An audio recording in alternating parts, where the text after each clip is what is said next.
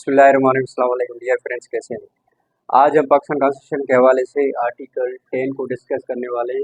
Article 10A को discuss करने वाले हैं। पिछले लेक्चर में हमने आर्टिकल 10 को डिस्कस किया था, तो आज हम आर्टिकल 10A को डिस्कस करने वाले हैं। सबसे पहले तो ये आर्टिकल 10A अमेंडमेंट हुई थी 18th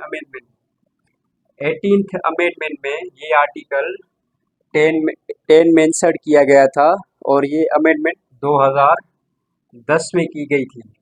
इस आर्टिकल के थ्रू जो अक्यूज्ड है उसको प्रोटेक्ट किया गया था कि जो भी अक्यूज्ड होगा, अगर किसी बंदे ने कोई ऑफेंस कमिट किया है तो उसके खिलाफ कौन सा ट्रायल चलेगा, या सिर्फ ट्रायल चलेगा या उसके खिलाफ फेयर ट्रायल चलेगा।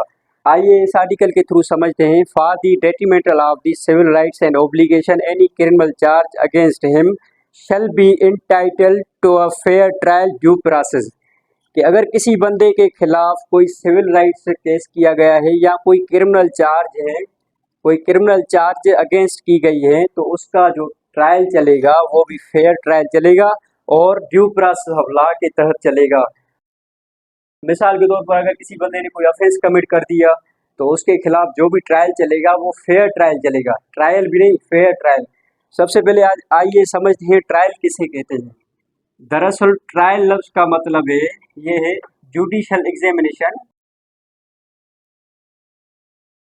इन which we find the truth. ये जुडिशियल एग्जामिनेशन है जिसके जरिए हम सच को जानते हैं कि किसने कौन सा ऑफेंस किया। तो आइए, ये फेयर ट्रायल किसे कहते हैं। फेयर ट्रायल हम उसे कहते हैं, फेयर ट्रायल जो बेस्ड ऑन जस्टिस हो, जो जस्टिस पे बेस करता हो। मिसाल के तौर पर अगर किसी बंदे का कोई ट्रायल चला तो दोनों तरफ ही एविडेंस रिकॉर्ड होंगे। ऐसा नहीं होगा कि जज साहब एक का मुकदमा सुनेंगे दूसरे का सुनेगा ही नहीं और किसी को पनिशमेंट देगा, ऐसा नहीं होगा।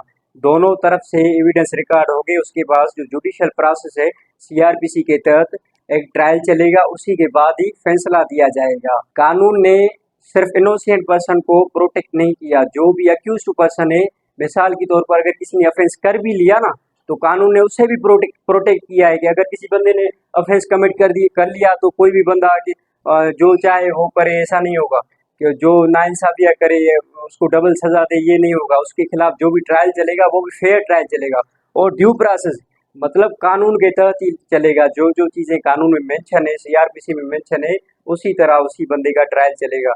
तो आज के लिए हमने आर्टिकल 10A को डिस्कस किया कि कोई भी बंदा अगर कोई ऑफेंस कमिट करेगा, उसके खिलाफ कोई सिविल राइट्स केस है या कोई क्रिमिनल चार्ज अगेंस्ट है तो उसका जो ट्रायल चलेगा वो फेयर ट्रायल चलेगा और ड्यू प्रोसेस के लॉ के तहत ही चलेगा।